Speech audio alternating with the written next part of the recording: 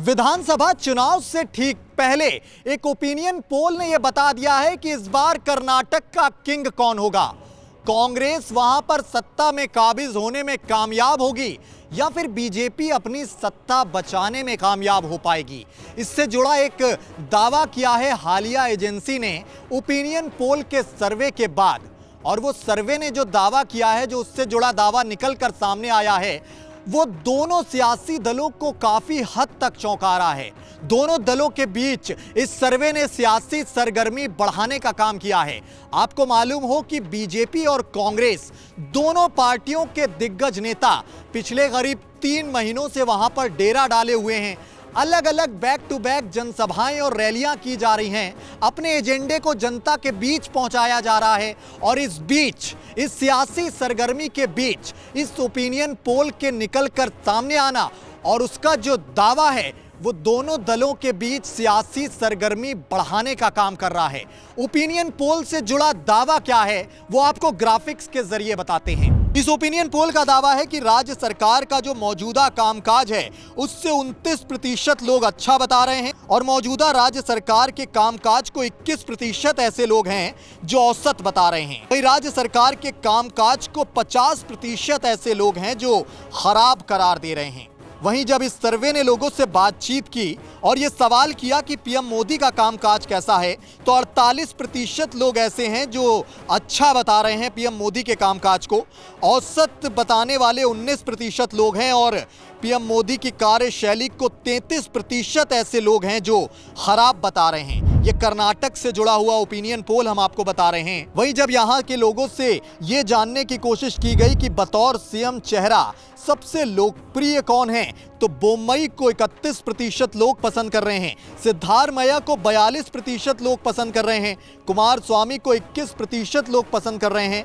वहीं डीके शिव कुमार हैं, उनको 3% लोगों ने पसंद किया है और अन्य चेहरों पर 3% लोगों ने मोहर लगाई है। वहीं इस सर्वे ने यह भी जानने की कोशिश की है कि इस चुनाव में सबसे बड़ा मुद्दा क्या होगा, तो बेरोजगारी मुद्दे को 31% लोगों ने सबसे बड़ा मुद्दा माना है। विकास पर सहमति 27% लोगों ने जताई है। कृषि को सबसे बड़ा मुद्दा बताया है 15% लोगों ने। भ्रष्टाचार को सबसे बड़ा मुद्दा बताया है 9% लोगों ने। कानून व्यवस्था 3% लोगों के लिहाज से सबसे बड़ा मुद्दा है और अन्य मुद्दों पर 15% लोगों ने मोहर लगाई है। वहीं एजेंसी से जुड़े लोगों ने जब ये सवाल किया लोगों से कि वहां पर कौन सी पार्टी इस बार सबसे ज्यादा लोकप्रिय है, तो 32% लोग बीजेपी के साथ हैं, कांग्रेस के साथ 44% लोग हैं, जेडीएस के साथ 15% लोग हैं, त्रिशंकु के साथ 4% लोग बताए जा रहे हैं और अन्य के साथ 2%, और कुछ लोग 3% ऐसे लोग हैं जिन्होंने ये कहा है कि अभी कुछ तय नहीं है कौन सी पार्टी आगे होगी। ऐसा दावा है एक एजेंसी का जिसने अभी हाल ही में एक ओपिनियन पोल जारी किया है। आपको मालूम हो कि कर्नाटक में चुनाव प्रचार लगातार चरम पर है और 10 मई को वोटिंग से पहले इस एजेंसी ने ये फाइनल ओपिनियन पोल किया है। इस एजेंसी का दावा है कि उन्होंने पिछले 12 हफ्तों में 73,714 लोगों से बात की है। 29 अप्रैल को इस एजेंसी ने पिछला ओपिनियन पोल दिखाने के बाद 6,420 लोगों से राय ली है। सर्वे सभी 224 सीटों पर किया गया है। इसमें मार्जिन ऑफ एरर ±3 से ±5% है। और इस ओपिनियन पोल के सामने आते ही कर्नाटक में एक नए तरह का सियासी भूचाल भी आ गया है। वैसे तो सबको मालूम है कि लंबे वक्त से बीजेपी और कांग्रेस पिछले 2 महीने से वहां पर डेरा डाले हुए हैं। अलग अलग रैलियों के जरिए वो अपने मत जनता के बीच लाने की कोशिश में हैं, कवायद में हैं और ज्यादा से ज्यादा जनाधार जुटाने की कोशिश में हैं।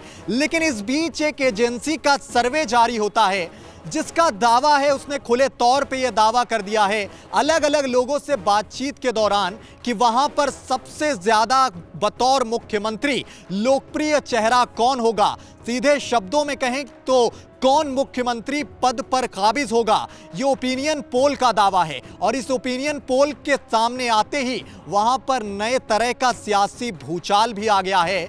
तमाम अटकलों को पूर्ण विराम लगा है। जो सियासी जानकार अलग अलग दावे कर रहे थे कि कौन सत्ता पर काबिज होगा कर्नाटक में, इस ओपिनियन पोल ने उन तमाम अटकलों पर पूर्ण विराम लगाने का काम किया है। अब भाई सर्वे का जो भी दावा हो वो तमाम सियासी अटकलों को हवा करता दिख रहा है। अगर ये सर्वे सच साबित हुआ तो तमाम लोगों की व्यक्तिगत पहल हवा होती नजर आ रही है। तमाम सियासी जानकारों का जो दावा है उससे बिल्कुल इतर है ये सर्वे।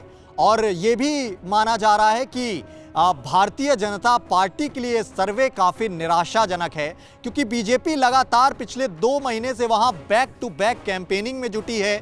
रोज़ाना कम से कम 30 से ज़्यादा सभाएं की जा रही हैं, जनसभाएं की जा रही हैं, और उन सभी जनसभाओं को निराश करेगा ये सर्वे।